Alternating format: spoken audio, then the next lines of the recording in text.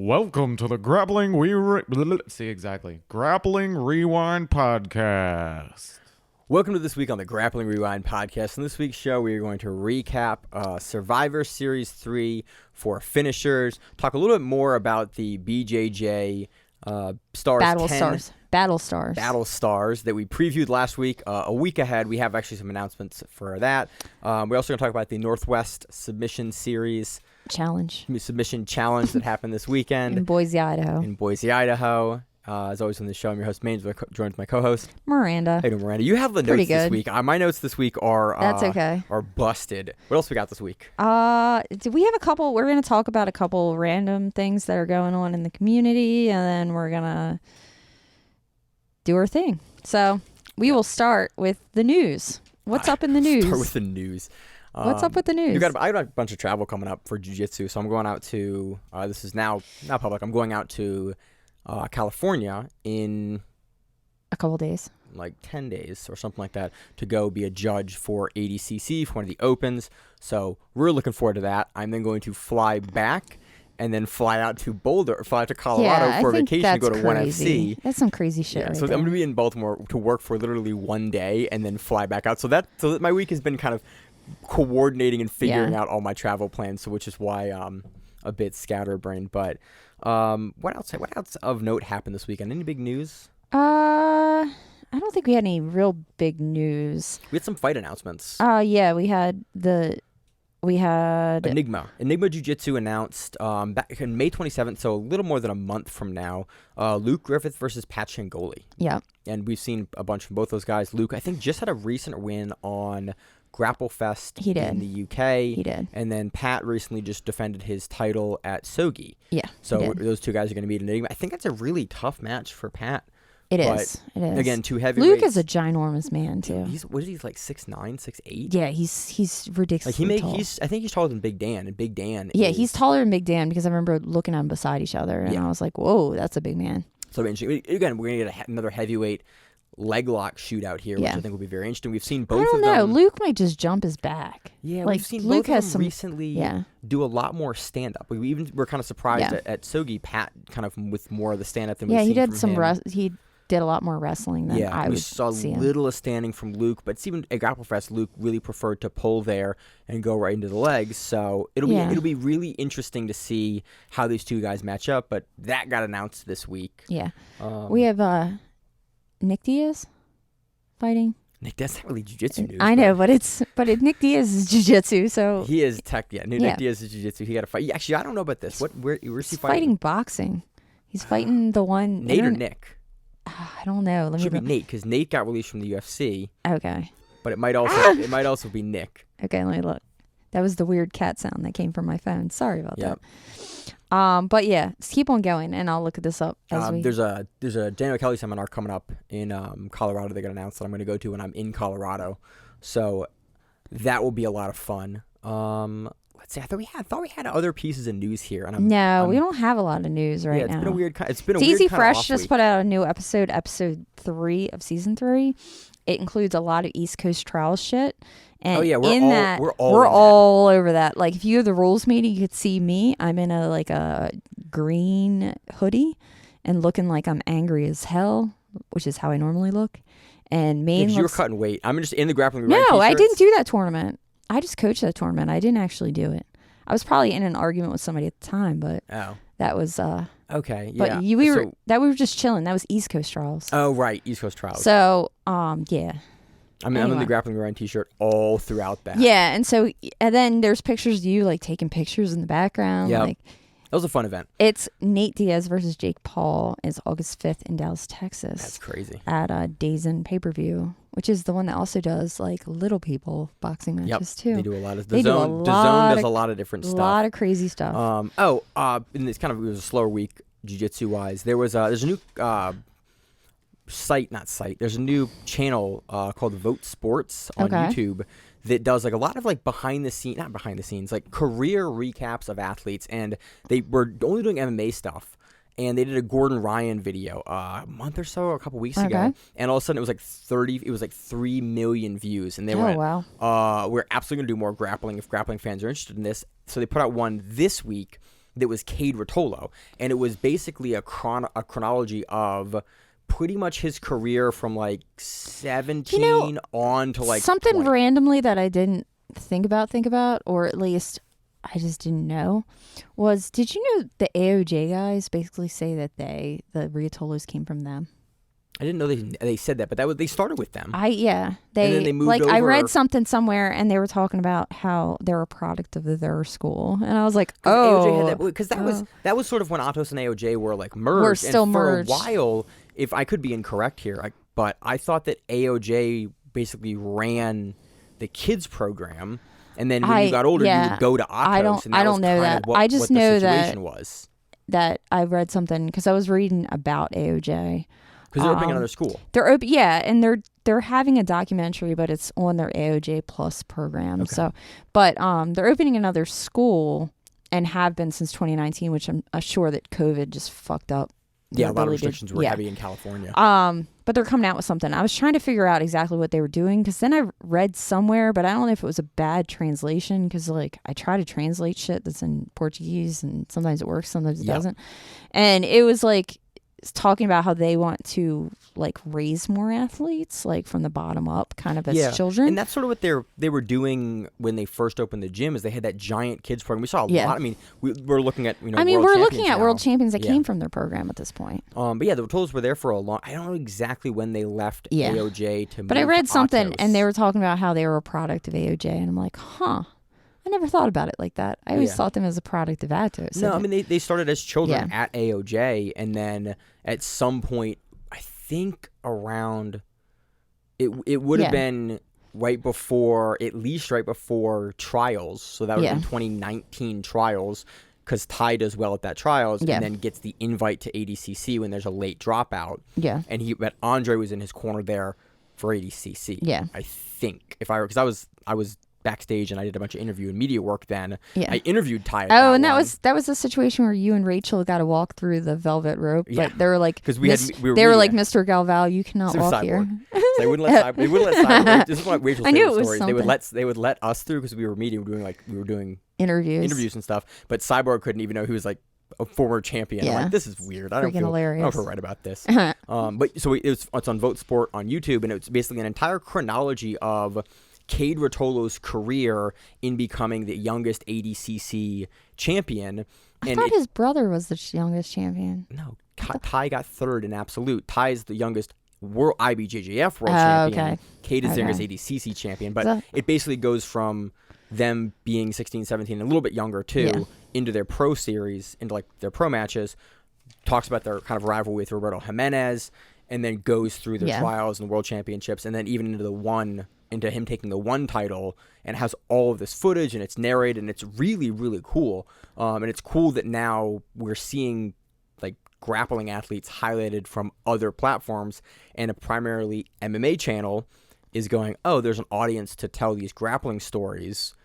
It's really cool to see that. So if you want to watch it, I think it's like a 25-minute documentary almost on like Cade, the last like 3 years of Cade Rotolo's career. It was super neat. I thought I'd talk about it because it's been a bit of a slower week jiu-jitsu wise. It's always fun to watch stuff like that too. Yeah, I always love like fan produced. It is very, very well produced. I assume that it is like it looks like that's all the channel does. Yeah. But they went and got some old school footage that I hadn't seen before from like when the Rotolos were children. Oh, nice. I don't know where they got it, probably off like Flow or something else, but it was really cool to see how they all put it together. And it was interesting because we've covered them literally since pretty much that documentary covered them in real time. But it was cool to see the documentary do that. Yep. Is that all we got? Yeah, that's really all we got. All right. What do you want to move into first? Oh, we will do the finishers. Oh, sure. Right. I was going to go Northwest, but you go finishers. Go finishers. So finishers, Survivor Series 3 took place this weekend. It was on Flow. It's live from Bethlehem, Pennsylvania. Pretty much where they do all the finishers events for East Coast finishers. It was a quintet style event. I don't think it's called East. It's just finishers. There is no East Coast. Well, it's the finishers on the East Coast as opposed to the Midwest finishers. But I think it was the original finishers. It is the original finishers. Yeah. But now we have two. I like to like. Dude, do you know what I also didn't realize until recently? Did you know that like, what's his name? The name 10th Planet came from freaking. I knew this. Yes. Yes. Yeah. I didn't know where they got. I didn't know where they got their freaking name from. Okay. Yeah. These are like the weird shit that I realize. That's where the name is from. It's from the 10th planet of the solar system. Yeah. And all that conspiracy stuff for like Nibiru. Oh yeah. It's the dude. What we will all realize. Back when conspiracies used to be fun. Yeah. What we all realize is that I sometimes am very non-observant. I'm very observant for certain things. Some things go way over my head. So. Yeah. Anyway. So, we had 2 teams here in the final. So basically, this was a quintet style event. It was 5 teams in this event. So normally you would have you'd have 6 teams and you have them go against each other. But because there's 5, there's a pigtail team and a team that basically has to fight to get into the bracket. Interestingly enough, that team, the vault team, ends up making it to the finals. Versus what was the other team name? The other team was the wild card team. Yeah, the wild card team, which was kind of a conglomeration of Hellfish. Yeah. And Cockle is now part of the organization that my friend is part of, which is like Riverfront Jiu-Jitsu and all of them. I did I did some commentary. Yeah, and they Trade Winds, I want to call it, like Trade Winds organization or something. Okay, that was they just a couple recently rash guards for that. Yeah, they just recently put a team together with some folks. So I think he's with them. I don't know what school he's affiliated with. I think it's still Valley Jiu-Jitsu, but I think that's he's been Valley for a long time. Yeah, and he seemed like the head of that. The head of that. Yeah, team but I think the guy who ran it went off to Colorado and then he's the one that runs their organization now. But anyway, so it's them. It was 2 guys from Hellfish and D-Boy, which I think is his own. Yeah, D-Boy. I think D-Boy just kind of does something. He had some really, really fun. I kind of want to start. Oh, and the guy from Alliance. Yeah. At the end. Yep. So that was kind of like a bunch of guys coming in, which is a wild card. You just put them a bunch, which makes sense for their team name. Yeah. So those 2 teams made it into the finals, and basically, so there was. And the vault team was like 50-50 in the vault. Yeah, 50-50 because I think some of the guys from 2 guys that were 50-50 rash guard, and there were at least 2 guys that were. There were vault 3 guys guard. Vault rash guard. Yeah. But I want to say the 2 guys from 50-50 either trained for some point at the vault and then went to 50-50. Okay. Or there's some kind of. For folks that are not East Coast, we're basically running through. We're running through the whole organization of East Coast Jiu-Jitsu right now. Basically, if you go from PA and even a little up to Jersey, all the way down to about Virginia, you can find a lot of members from these teams that have moved across the East Coast and trained and they with each kind other. of, you go from gym to, a higher level gym. Yeah. Say it that way. I love the vault. It's a great place. And the 50-50 is great with Ryan Hall. And Frank's now there. Frank opened his own gym. Oh, wait, Frank opened his own spot after opening. Phenom Jiu-Jitsu, I want to say. And I want to say they're having problems with raccoons or some weird animal that's climbing around in their ceiling, and he's been bitching about it online about how these animals are harassing him. It's pretty hilarious to tell you. It's like Daisy Fresh, but East Coast version. Yeah, it is. So first, you have the notes in front of you. You want to run through them? So yeah, we had Vault versus Wildcard in the team finals. First match was Caleb Livingston versus Zach Shamois. And Caleb wrestled for Penn State, and they went the distance and had a draw. Yeah, so basically it's a quintet style event. If you have a draw, so basically there's 5 members on each team. If you fight to a draw, there's no overtime, there's nothing else. It's just both team members are eliminated. Teams were no, they were 5. They're 5. Okay. Sometimes they're 6, sometimes they're 3. Yeah. Because I know done 3 versus 3 before. Because I know Wildcard had 1 left at the end because of D-Boy, but yeah. And so basically both guys are eliminated. Both teams are down to 4. The next member from the team comes out. Yeah. And that was? Zach Galeni from 50-50 and Luke Shamois, which is Zach Shamois' brother. So you had a lot of brothers in this because you had Caleb Livingston and when we Charles previewed it, we had this. We found look at all the other teams. That's cool. So and Luke Shamois had actually taken 3 people out in one of the earlier rounds. Yeah. So he had a ton of matches. And you kind of wonder, leading for quintet style events, they're really fun to watch in total because you get to see, okay, that guy has had a ton of work ahead of him to kind of get his team into that position. How much gas does he have?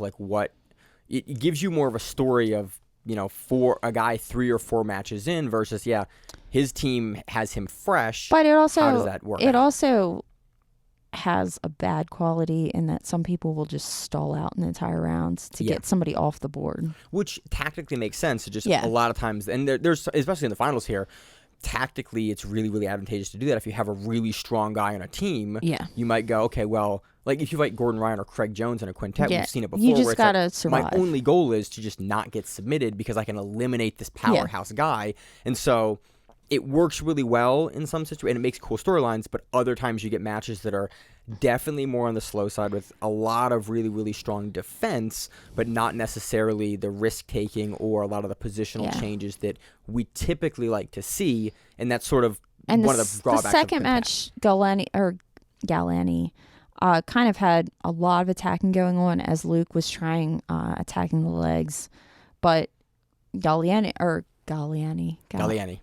You've written it out. I know. I wrote it out phonetically. And you showed me before. You're like, this is how to pronounce his name. And I was like, let's go with that. So he had a lot of attacks and but couldn't really pull anything off. So that also went to a draw. Yeah. So we have 2 draws in a row. Both teams down to 3 members at this point. And then we get to Colin Cronin of the Vault versus D-Boy. This is a fun match. And this was a fun match. This was, I think, and you when we did the pre-show, you were like, I think this is the most exciting kind of transition that we had, definitely. especially in the finals. But yeah. D-Boy was, I think, to set it up here, Dylan Masington, D-Boy Masington is the smallest competition or competitor in this competition. He weighed in at, like you said, like 140, 142, something like that. Yeah. Where so quintet, when you weigh your team in, you weigh in as a team. Yeah. And so sometimes you have a quintet where everyone has to weigh like under 155 or under 180. But this event... And I think everybody else was like close to 170. Yeah. But this event is... it's aggregate team weight. Yeah. So your team has to be under like 900 pounds or whatever weight it is. And so you can have a couple big dudes, but then as a result, you have to have smaller guys.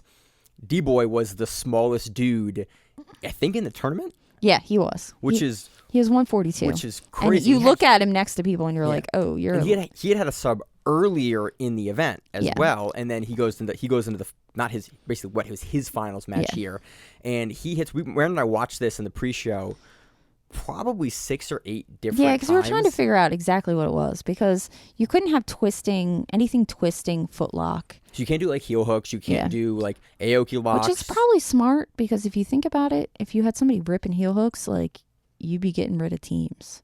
And you'd be getting a lot of people hurt by the end. It'd be like the quintet that I refed, that everybody was getting fucked up by the end. If you get injured in a leg lock, like in your team move, it's very possible that you can lose a match and your team can move on. Like that is kind of a feature of quintet. And that becomes a problem. And so if you guys have almost an incentive to like hurt a guy on a team. Yeah. And so it's like, let's take off some twisting leg locks. I don't know if that's why they do it, but it makes sense. No, I think they do it because it forces you to play more positional. Well, and you don't get stuff. You don't get 50-50 when they're just like chilling. You don't get 10 minutes of 50-50 where guys are just kind of touching the hands. Again, we've seen it work in the past. I'm not a big fan of eliminating leg locks like this out of events, but for some reason, whenever we watch a quintet style event, it works really well. And so I think there's some merit, especially in this format. We've seen it be beneficial more so than not. So I'm down for it. D-Boy He kind of wrestles up and knee picks. Trips. Yeah, and it's like a trip. Does like a roll through while getting what he does is he rolls on his head and then he spins his outside leg and he throws it completely over like you're going to go to like a deep De La Riva hook on the other side. But because they're facing each other, he gets his leg to the back side of the thigh, but he has a grip on the ankle. Like you would do on the bottom leg if you were going to go for like an extended knee bar. He's like a little koala. Yeah. And just jumps the leg. If you were going to go for like a roll under knee bar on the low side leg, like the mat side leg. Yeah. And then instead of getting his legs underneath, he gets his legs onto the other side and uses that on the other leg to lever against, I think what it was like not an Aoki lock, but Miranda and I cannot remember the name of this to save our life. The footlock that goes, instead of fighting the inside heel towards the body, you fight the foot to the outside. And basically it's that toe hold ankle lock that can either be finished like an ankle lock or finished like a toe hold. And he does it like straight ankle lock. And he does it like belly down because it was hard to tell if it was a knee bar because like he's on the guy's leg. Because it's exactly how you would set up behind like a guillotine grip knee bar. It's exactly how you would set that up. But we looked and Cronin's leg, when it finishes, looks like bent. Both legs are bent. And you're like, okay, it's not a knee bar. Massington must be finishing him with that grip to the side as he rolls through it under and over. And I think it was almost like not a figure four, but kind of like when you, I don't know, this one? Yeah, elbow to elbow like grip. Elbow to elbow grip. That's like kind of the grip that he has, which I know puts different pressure on the leg. Well, and with that elbow to elbow grip, you can turn your torso when you throw your legs through, and so you're not as reliant on just your legs and hips driving. Yeah. You can use your torso. So what Massington does when he rolls through here is that he's not having to. He can use his legs for positional control to stop Cronin from rolling, and then use his torso to finish the leg lock, which is what I think he does here. Yeah. And it's just the whole sequence is just wild, and I was like, oh, that's a really uncommon transition. And for us that are East Coast, we've seen him like leg lock people for 10 years at least. Almost something like getting close. I mean, I've been doing jiu-jitsu for 10 years, and I've seen him at tournaments for about 10 years. Yeah, I've been watching him at least rip guys' legs off for a long time. It's been a long time. Like this is his jam. So it was a super neat finish. Yeah, it was great to see it. After that, so then his team has one extra member now because he's eliminated Cronin. He gets Nick Wiley. Yeah. And we all know Nick Wiley. So if you don't know Nick Wiley is a dude that's going to come out in a wrestling singlet. He went against one of your guys at Baltimore at Fight to Win like years ago. Yep. But I think he went against David. Yeah. He against Brenneman. Yep. Yeah. And he's I've seen a bunch of his super fights because he's kind of hard not to find. I've commentated a bunch of his super fights on like Edgard, on like a bunch of stuff. Yeah, because he's in a singlet, and you kind of notice like there's only two or three guys. He also competes really frequently, and so he's on a lot of stuff. He's starting his own gym in, I want to say, Oxford, Pennsylvania. Okay. Like I knew he was a PA guy because I've seen him when I go up to do commentary in Pennsylvania and Delaware. Yeah, I will see him on those cards most of the time. Yeah. He is not 140. No, he's like a good 190, 180, 190. Something maybe? like that, I think. I mean, I think he cuts to a smaller amount, but he's definitely... He walks around heavy, and he used that versus Dylan. And he positionally put Dylan and basically was like, I know that you want my legs. I will do everything I can wrestle fucking to get around your guard and just... side control, top position, top position. Takes mount, his back, over. But can't really sub him because really, in all honesty, D-Boy has some really good defense, and he's kind of learned, because he's a leg lock guy. Leg lock guys, you're gonna get stuck under people, and you're gonna get your ass handed to you because you're going after something that people don't want you to have. So he has some really good defense, and it goes to a draw. Yeah, and I was super impressed with Dylan. Yeah. Like have early subs in earlier rounds, and then have a sub, and then deal with a pressure game like Wiley had. And Wiley was weekend. Wiley typically is a guy that we'll see has a much slower pace, and he put one of the quicker paces I've ever seen him. Yeah, I've never seen him. I've never actually seen him this active in a match. He really opened up his game to try to pass, get around, and impose. And Mazzington was a lot of movement. Hey man, I'm used to this. This is the leg lock kind of style. Yeah. He's like, whatever. He had great defense, forces Wiley to a draw, and so now his team is still one person up, moving into essentially what is the last person for the vault, which is team. Charles Livingston. Yep. Or Livingston. And then we have Alejandro Mayorga for wild card, who is an Alliance gentleman. Yep. And he just, Alejandro knows that all he has to do is survive. Yeah, I mean, because you're up a team member, and so this all he's got to do is survive. I'm not as big of a fan of the quintet rule set, but it's like I totally understand what you want to do. It's like, hey, there's no stalling call. I just have to keep you here and prevent you from submitting me, and so I can play the slowest, guardest, like whatever game I need to, in order to just keep you from submitting me. And every technique can eat as much time. So these matches sometimes frustrate me, but for this match, again, because you know the context, it's like, okay, I can see what's happening and why guys are working a certain way. And it's like every time you can burn time in a position, you're winning. Oh, so their last guy must have been Cockle. Cockle didn't because I didn't see Cockle go. He didn't go in the finals. Oh, wow. Yeah. I didn't realize that. So it was Team Wildcard they go to a draw. Team Wildcard takes this, and they are now the Survivor Series 3 champions. So, and who knows? Like, wild card makes me think that they just were like, "Hey, these guys don't have a team. Let's make them a team." Which I like. I like that they do that. Like, it gives us a chance to see super teams come together. Folks that are training in different areas. Like, I do like the team event where, and that's one thing that 10th Planet, when they've done Subversive, has always been kind of adamant about. Look, every other team fielded guys from different places. Yeah. These are all 10th Planet guys. But I do appreciate when it's like, hey, we can put together a super team and go do these events. You should come up with a fun name then. Yeah. I think wildcard's a great one. Like, you have a collection of folks that got together. No, but I think that's like a generic name for like a team that isn't full of like one team. You know what I mean? Wildcard. I don't know. Maybe. I don't know. Maybe that is their name. I don't know. So it was we'll great. Have to find that out. It was cool. I like the tactics. And I like these kind of events because it gives you a storyline to kind of latch onto throughout a tournament, and it always into the finals gives you bigger stakes because you've seen what someone had to go through. And that's sort of what the thought with the early EBIs was like, oh, you get to watch someone's story as they go through a bracket. That's why tournaments work so well. EBI and the Survivor Series and Quintet, I think, do that like really, really well, and it's nice. Also on this card, we had a 205-pound title fight between Sergio Villas, who is the reigning champion from Crazy 88, and Steve Jochum from Illuminati. I don't know if it's Jiu-Jitsu or Jiu-Jitsu Club. I think it's club. I think it's Jiu-Jitsu Club. Illuminati Jiu-Jitsu Club, which is what J. Rugbudo kind of runs now. Yeah, it's through a couple different gyms. I've seen their stuff come out. Yeah. I've debated doing like one of their classes one of these days. My schedule doesn't really permit make it up to Jersey. I don't want to go to Jersey if I don't have to go to Jersey. I'm kind of the same way. I say that, for trials. And I'm like, I love all the folks in Jersey. I worked in Jersey for about a year. I just don't like driving home from Jersey. I don't have fun. Saying the person that drives him from Philly, but still. Yeah. So Villas looked good here. There's one sequence that I really, really liked. Yeah. In not the opening, but like towards the front middle. As soon as they get to the mat. Middle. Villas goes for an overhook Uchimata throw, and he does it from like a really interesting way where he's kind of wide stance and then steps in and then does it in a looping way where he forces dogfight.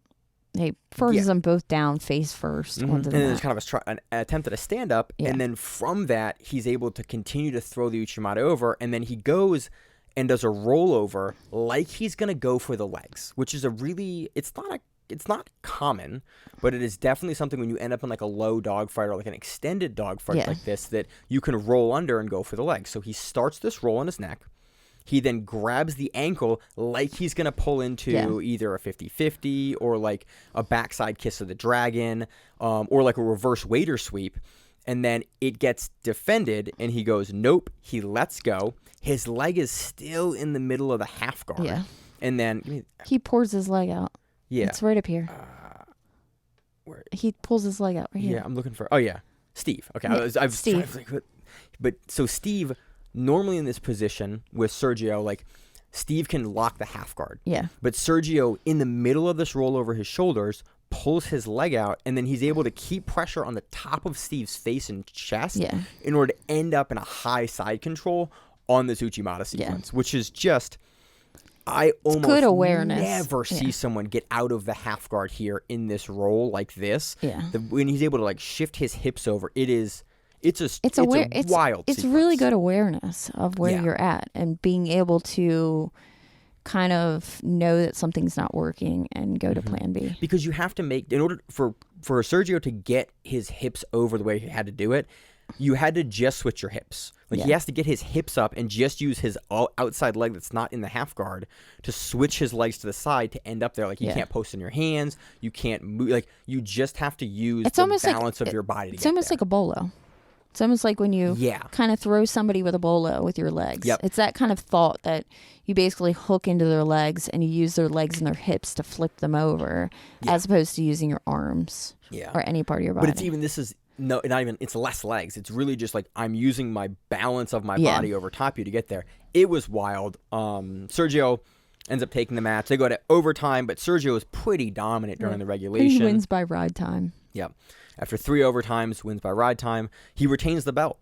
Yep. And I'm very, very impressed. I'm happy. Again, I always talk about it for organizations. I'm happy that they're bringing returning champions back, having them defend versus, heavy opposition. So he retains. And I think, do you have anything else on finishers? Nope, that's all I got. So that was finishers. Also this week was the Northwest Submission Challenge. Northwest Submission Challenge. It was on Fight TV. It was a pay-per-view. Guy we know, Cameron Moore, runs that event, and so we wanted to talk about it because dude's great, and we don't get a chance to showcase or really talk about people from sort of the middle, Midwest area of the country very often. Idaho. Yep. Next to Oregon, Washington, and Montana. Mm-hmm. I had to look it up on a map. You had to think about where it was located. But it's cool. There's just dude, I always get the country. For whatever reason, I always get Iowa and Idaho like confused. Not their actual shape, because Idaho like is on the side of potatoes. Yeah.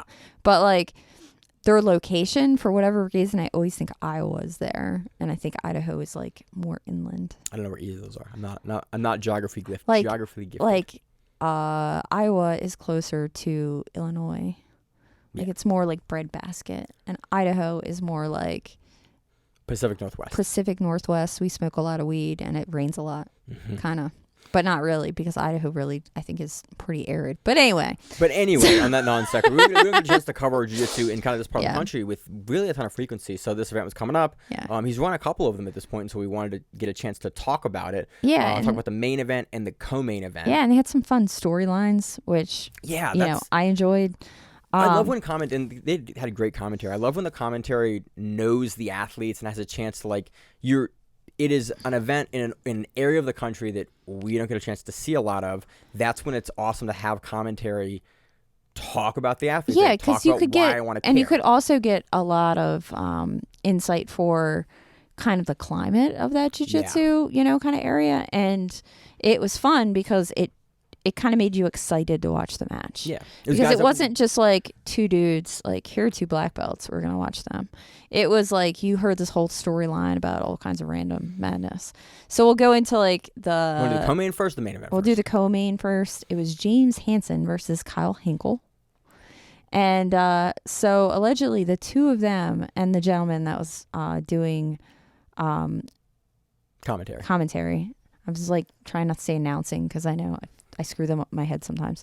The three of them all work together at this spot. At this location in Idaho. Yeah, at this location in Idaho. 3 black belts, all at the same place. Kind of wild. And they all work together. And for whatever reason, Kyle took a match against James, his coworker. And they had also trained together back in the day and then split at some point. So if you can imagine all working in the same place, and they're 205 black belts. They're kind of They're big dudes. They're probably Masters Division gentlemen. I think so, yeah. I think so. So, that'd be interesting. It was just very funny that again, going into this match, okay, watch a couple of matches, watch the co-main, and then hearing this on the broadcast of like, okay, I am suddenly extremely invested in this match and they're both for the co-main. And allegedly Kyle asked for James because he had won against James before, and it seemed like they have some kind of like animosity going on. It was awesome. It was but it was fun animosity. It wasn't like both guys were having a good time. But I was thinking about this, so we watched this.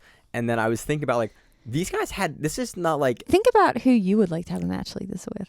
Many people. But think about, like, you're working with someone frequently. There was a camp for this event. Yeah. Like, you had a couple of at least weeks, if not longer, where you had to work with a guy that, like, you're going to go compete in a co-main event on a super fight with. Like, what's that workplace environment like? You probably had some days where you were fucked up, and then you had to look at this guy and you had to act like you weren't fucked up because you didn't want him to know that you got fucked up last night. Or that's shit. And so that I immediately cared greatly about the outcome of this match. Not really like who won, but just and we also like storyline gets me involved. We were also like debating like what do they do for a living that you have 3 black belts like chilling in the same place. But anyway, so we had a match. It went all 10 minutes. Great match, back and forth, lots of attacks and subs and or sub attempts, and both guys were looking to show off the game and not just you can't go back to a guy you work with and have a bad match. You guys got to kind of lay it out there and get it done. And and they're trying things. They were trying takedowns. Like no one was stalling. No one was like, acting gassed or anything. They appreciated the pacing of the match. Yeah, they were great. And Kyle won the decision. Mm-hmm. And then we went into the next match. And what was interesting was the one guy, I don't remember which one. His coach was Ben Butters, who's actually the next match. His coach was actually cornering him for his match, and then he went and then was the main event. Yeah, and then was the main event. Now they did give him a slight break because they did like a raffle. Yeah. So that gave him a slight time to like warm up. But that's got to be something. But again, you're like you have a couple of gyms locally. If your guys like in the main, I think it's just cool that showcases this event, showcase this community, and it's a cool. These events are we don't get a chance a lot of times to cover them on the show, but it is really cool to have like an insight into. Oh yeah, there are these. We talk about the East Coast community a lot. Like Miranda knows kind of fucking everyone in the East Coast community. I know a lot of the East Coast community because But it is really cool to have a view into other communities. Like, oh yeah, there are all these community stories in this weird sport we do happening all across the country and all across the world. Events like these with really good commentaries like get you involved and makes you kind of realize that, oh, this little niche community that we have is also happening all of these other places, and it was cool. So main event, we had I can't read your handwriting. So Ben Butters was the gentleman that was with Kyle Hinkle. So the guy that won, his coach was Ben Butters from Base Jiu-Jitsu, and he went against Victor Genovese. How'd you not read my handwriting? It's like freaking Catholic school handwriting. I see now. Victor Genovese versus Ben there Butters. Go. I got it. I thought it was Ben Butters versus back attacks. Okay. Well, no, that was what I paid attention to. But anyway, so we had Victor Genovese, who trained and did camp with Lucas Lepre. Yep. Yeah, that's a rough match. Dude looked like it. Victor came out and immediately pulled, and he pulled into like a really, really interesting kind of variation of a single leg X with the outside leg kind of framing at the back of the calf of the teched up leg from Ben. Yeah. And then immediately hits... What was he tried a single leg waiter sweep. Yeah, this is something you don't see super frequently. He basically slides the leg in, does a waiter sweep, but only on the one leg, and then as he gets bent over, he keeps the grip on the because you're in the gi. Yeah. He keeps the grip on the outside of the leg on the pant grip. Yeah. And then he techs up and stands up with that grip. And I was like, ooh, and gets this beautiful sweep. Yeah, that's something. I mean, I remember learning that a long time ago, but I don't remember very many people hitting it. It was one of those things that they taught you, but then did you ever see anybody actually do it that way? I've been playing a lot of waiter guard the past like probably 2 years. It's super powerful, but it's just something that to make that wing out with the hand, it's just even the guy that plays it a lot, it's not a position I end up in a ton. And it also depends on the other person. The other person has to go to their butt almost. Yeah, you have to hit a really, really clean waiter sweep and then come up, and then he's able to lift the leg up and then immediately move into passing. Yeah. And then Ben turtles. Yeah. And you caught this on before, and then you texted me, hey, go make sure you see this sequence here in this back take. Because when he goes for the back take, instead of just like jumping on his back and getting hooks in, he actually like knows that he's going to try to roll to get out of it. Victor knows that Ben is going to try to basically stand up. Yeah. And like stand up and try to throw him over the top of his head. Like what I call the wrestler escape. Is there a better term for that? I don't know. I have no idea. Yeah, the wrestler escape, lift him over the top, and he knows until he preempts it. Yeah. So he kind of brings his legs to the inside of Ben Butters' legs and kind of pushes him kind of outward, almost like to like splitting his legs. Like a grapevine, but from the knees, because when he's grapevining, he's also lifting up. He's lifting the ankles and the feet. He's lifting the feet up, but the knees out. And what that makes is that, or what that creates is that you can't really do anything with your legs. You're kind of off balance. Because you go to stand up and then someone kind of grapevines you out, and then you can't roll to either side because both legs are grapevined in, your knees are pinched in, and you can't really even stand up any higher because your knees are getting pushed down. Yeah. And there's something that people can do here that Victor didn't end up doing, but from this position, you can hop your legs out and you can put your feet on the back of the calf in the knee pit, and you can ride someone over because basically you push their legs down, you basically push their knees inside, jump their feet up, and then you can take them over from this foot on calf position. It's something I think the Rotolos might do it, but not from the grapevine of the legs from the back. it was just, it's a back take. I think you brought it up. Like, I don't know when the last time I have seen someone do this. I haven't seen anybody actually do this. I didn't even know what to call it. I was like, hey, he does this thing. It was like a grapevine, but it's like a reverse grapevine because he like pushes the legs out. Like, this is my message to me. This is what I got from at I was like at like 11 o'clock at night, and it's like, I don't know what he's doing, but it's cool. You should watch this. Yeah. It was a really neat back take. And then really it was just Victor fighting through the back, fighting for position, and really dominating a lot of the exchanges and just consistent. I appreciate it because Victor was consistently, again, that camp with Lepre, it showed here, was consistently throwing up really, really heavy attacks. And a lot of times in these events, these more local events, we see a main event with two black belts that are kind of like representing big schools, representing their team. And they tend to be a little gun shy. And they know each other. And Victor was not gun shy. Yeah. And I appreciate that. He was going for the finish the entire time. And Ben was just a step behind. Yeah. It wasn't that he didn't have the ability to get out. It was that Victor was putting so much pressure. Yeah, it just felt like he was a step or two behind, and that just created way too much space for Victor to kind of play his game. It reminded me a ton of the beginning of the match we talked about a couple weeks ago with Felipe Andrew and Adam Wardzinski. Yeah. Where it's like Felipe Andrew from the jump just like kind of got the steam on Wardzinski. Yeah. And then it wasn't until very, very late in the match where Wardzinski was able to pull it back. Yeah. But in this case, Victor got the jump early, and then he was able to just keep that momentum all the way through to the back. And then eventually to the finish, he hits a really nice finish here. It's kind of a modified bow and arrow, but belly down, so he's rolling over the top. I love this bow and arrow because if you get the grip set right with your hand, as a smaller person, bow and arrow from the back, I can get my legs caught behind someone. But if you're over top of them from like a turtle bow and arrow, you can drop your weight like you're gonna do a belly down armbar from the turtle. But with this grip. And this is also not involving the legs. So it's a bow and arrow, but you wrap one of your legs around the far shoulder, and you're kind of pulling the choke across as you push the shoulder back. Yeah. So he also does grip the pant leg here. Does he grip the pant? He goes for it. He grips, and that's what keyed me off. That probably, I couldn't tell if it was an armbar or if it was the choke. And that could have been just to keep him belly down. Yeah. Rather than letting him roll. So you don't roll over. Yeah. It's not something we see a ton. There's one guy actually at my gym that will do it, but he rolls you over as he does it. Yeah. And so Who does it? Damon. Oh, okay. Yeah. And so I've been hit with. He has a ton of length too. I've been hit with this, and but it was cool. But what keyed me off that it was the bow and arrow choke, not the armbar, was he does an outside grip to the inside of the pant leg here. And I was like, oh, he's falling off for a bow and arrow, and to avoid getting rolled down and under back into the half guard, he grabs that pant grip, because then you can lever against that pant grip with your leg over their shoulder and go for the choke. And it was a very, very nice choke. Gets the tap. A great kind of cap off to this event. Yeah, it was a fun event to watch. Local, but great talent, evenly matched matches. Yeah, the whole matchmaking throughout the card was really, really. I watched a bunch of the card.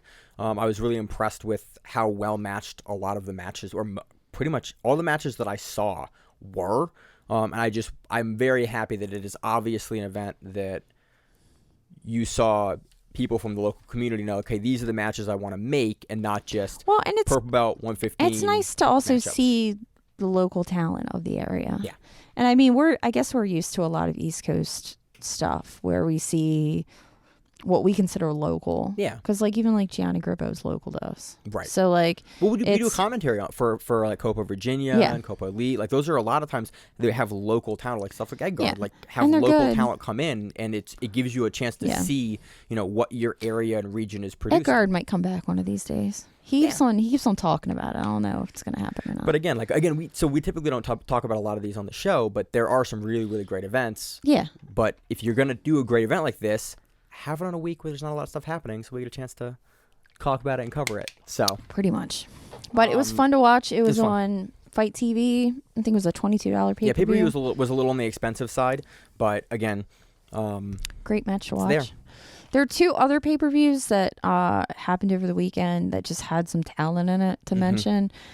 We had Gianni Grippo doing his first marijuana jiu-jitsu competition. What are we gonna call it? There's enough of them now. Yeah, I don't know what to call them. What do you want to call them? We cannabis event, jiu-jitsu event. It was called chronic combat. Which is like, we have high rollers, we have chronic combat. We have a couple of them actually. I think there's more of them out there. There's a lot of them. I think you just they kind of hide them because they don't really, I think, want the attention for them. I guess I don't know, but so he did one.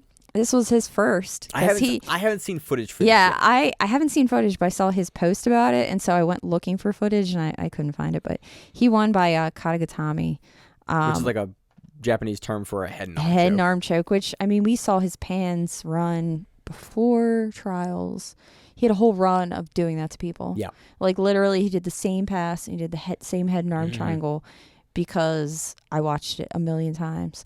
So we know he's good at that. I mean, if he wants to do this, he wants to do this. Yeah, good for him. I went and looked up USADA's rule because, like, if he wants to continue in, IBJJF, he's got to worry about the USADA. And it's just he can't do it in competition. So he can smoke as much weed as he wants. He just can't in competition. So years ago... and that's been changed. Yeah, because back in the day, you couldn't smoke at all. So when Nick Diaz got popped and they tried to push for a lifetime ban for him in Nevada. He was freaking smoking. He was. Like, before it, after it, like... did he smoke in the cage? I think that was his brother.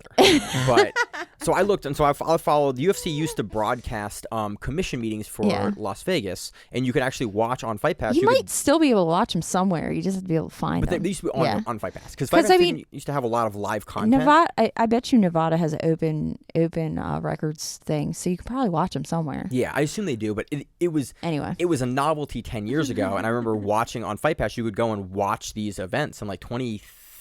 It was just commission meetings, and like Don King was there, and it was like it was just all of like it was just madness. Well, they're just talking about like, oh, we're gonna review this judge to see if they can get jurisdiction, they can be licensed on jurisdiction. It was like it's government meetings, and for some reason 10 years ago I was like into that. Dude, I watch the Supreme Court sometimes because of work, and it's boring as shit. But every once in a while, you get some fun shit because you get some wild stuff. And you do. And so I remember watching the Nick Diaz trial, and then looking at the USADA rules, and then years later, when weed became more legal, more places, USADA basically went, okay, it's out of competition, legal now. We don't really care. In competition, you can't do it. Yeah. And then they also upped the range. I don't remember. I can't remember what it was. They upped it like 10 or 20 times what it was. I tried to look for it.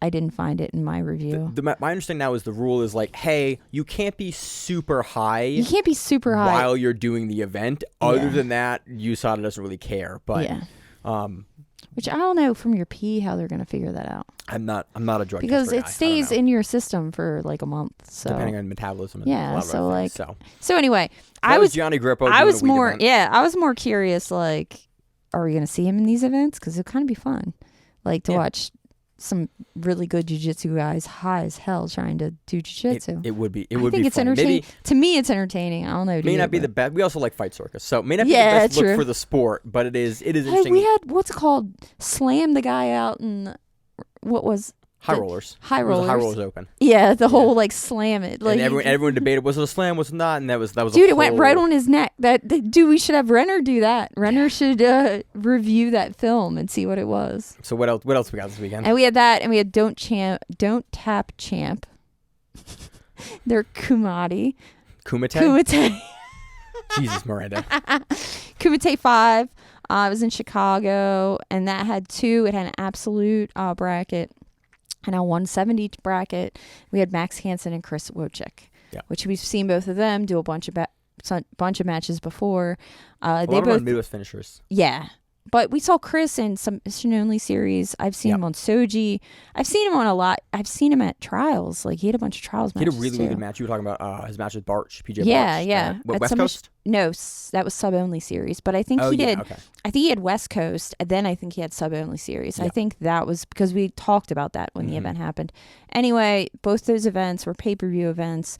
They happened. They had some people that are more up and comers in the event. I mean, not Gianni Grippo. Gianni Grippo is Gianni Grippo, but the undercards. Max Hansen and Chris Wojcik, and just some interesting things to talk about. And that's about it. That's all we got. So we also have now seating for next week's event that we previewed last week. So if you care about BJJ Stars and kind of our thoughts on the talent in that event, you can listen to last week's show. We kind of previewed it in more depth. And if you want to go on Flo's Instagram page and read the comments to this, it is hilarious. I don't know why you would want to do that, but because it's hilarious. It's interesting. So we have they're doing it in a weird way. So basically, they've broken everyone out into seeding, which is what you do for tournaments. And they said the brackets will be drawn Friday, April 21st. The top seeds will be drawn from a pool of the bottom seeds, and the top 3 middle seeds will draw from a pool of the remaining 3. So the top seeds, the people that basically get to pick from the bottom seeds, are in this order: Micah Gaval, Kanan Duarte, Victor Hugo, Eric Muniz, Felipe Andrew. The bottom seeds that they get to pick from are Ottavio Nolati, Anderson Ferreira, Pedro Lucas, Guilherme Lambertucci, and Vinicius Liberati. The middle seeds from here, they basically get to pick between each other, are Mauricio Oliveira, Patrick Gaudio, and Gutenberg Pereira get to pick Adam Wardzinski, Cyborg Abreu, and Devontae Johnson. So allegedly, Mason Fowler was actually asked to do this event, and he turned it down. Really? That's so in the comments, too. Huh. Because somebody said they snubbed him, and then he responded, I was invited. Chill out. I think it was really interesting to put Micah, and again, the seating could be incorrect in this post here, but Micah over Kanan Duarte.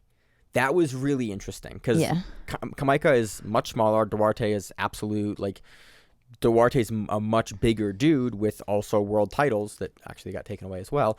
It is interesting that Micah gets to go over. I do think it kind of makes a lot of sense where you're going to give your smaller guy the top seed, you give him a bone, in this bracket. He's got to pick another monster from the bottom seeds, but that was interesting. We now know the first round, essentially, we're not going to see, Cyborg versus Wardzinski or Devontae. We know we're not going to see Victor Hugo versus Mauricio Oliveira or Patrick Gaudio. And we're not going to see Duarte versus Micah.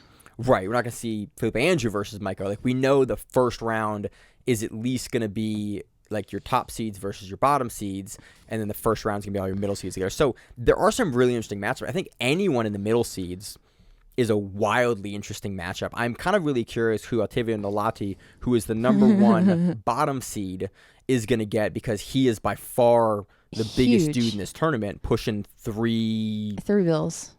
I mean, he's above 3 bills by a bit, with great judo. So I'm really curious to see kind of how he slots into this event. He's always been a guy I've watched for years and years because he just has a really interesting game for a huge dude. So it will be fun. Online, they're calling it the Juice Bar Contest. They're calling it the ACI tourney. I'm down for it. Look, BJJ Stars does not test, and Grappling Miranda does not care. Yeah, I'm down to see it. It's an absolute bracket. And the thing is, especially if they're strong as fuck and they're in the gi, they're gonna be throwing each other around too. You're gonna get, and because of what it is, you might get some fights. Some good fights. You get the classic Herber Santos versus both the pennas. He just jumps out. Why would you ignore 50% of the pennas? It's great. One of my favorite clips ever from the show is him jumping into the crowd. No, from the show is we're about to preview that card, and Josh goes, "I'm gonna cut your boring shit off. What we want to talk about when that shit got wild?" And it's just, I cut it in with a video of Herber Santos running off the stage. It was just, Josh, it was when I realized what the show was going to be. Yeah. It was that moment when Josh went, "Look, we do the show like this. I'm going to take over this section of the show. We try to stay all professional and put together." And then we're like, dude, we're going to enjoy this fight. So BJJ Stars, again, always a lot of fun. The seating is really interesting. I think the seating makes a ton of sense, and it really makes it so that we're going to get very, very interesting first round. But it's annoying that we won't know what the hell is going to happen. I wish we did have a bracket. We know. I really wish events would give us brackets a couple weeks in advance, just because as a viewer, I know you get dropouts and that's annoying, but as a viewer, it kind of makes you go, okay, there's a cool bracket with all these guys that I'm going to be excited about the day of. I know a bracket because I can't really, I can kind of speculate who's going to go where, but I can't get excited about a matchup. Imagine if MMA, you didn't know the matchup to the night of. It's kind of I can't really build hype. I know all these cool guys are on the card, but I don't know who's going to fight who until the day of. Oof. Jiu-jitsu really tends to like that. And there are people like Felipe Andrew that are going to turn around and do Brazilian Nationals right after it. Yeah, Brazilian Nationals is the 29th. Yeah. That's the next day. And then Emerald City Invitational is also the 29th of this month as well. And that's shaping up to be a really good card as well. Yeah, that'll be fun. So it'll be a lot of fun. We don't have much more on BJJ Stars, but we do have some seating. So that was interesting. I think that's it. Yeah, I think that's all the chaos that's I'm really just in. prepping for ADCC. I'm kind of revamping my knowledge of the rules for the Open because the Open rules are a little different than the Trials rules. And so last time I judged for ADCC was in Vegas. And so I want to make sure that I'm super competent for that and like ready to go. I'm going to attempt to compete this weekend. Nice. I haven't competed since I blew my leg out. So that'll be fun.